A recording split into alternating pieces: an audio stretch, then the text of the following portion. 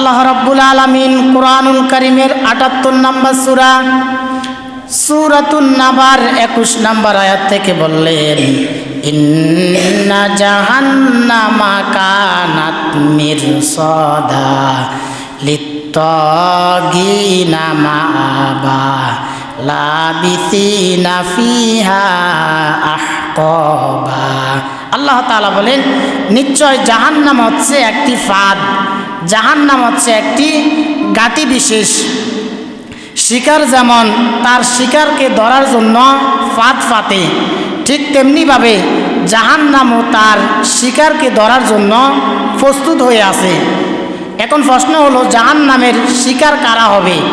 আল্লাহ তাআলা পরের আয়াতের মধ্যে বললেন, লিত্তাগিনা মাআবা, এটি হচ্ছে সীমালঙ্ঘনকারীদের জায়গা। যারা আল্লাহ তাআলার সাথে সীমালঙ্ঘন করে, যারা আল্লাহর হুকুম মানে নাই, তাদের জন্য জাহান্নাম। লাবিসিনা ফিহা আহকাবা, সেখানে তারা যুগের পর যুগ থাকবে।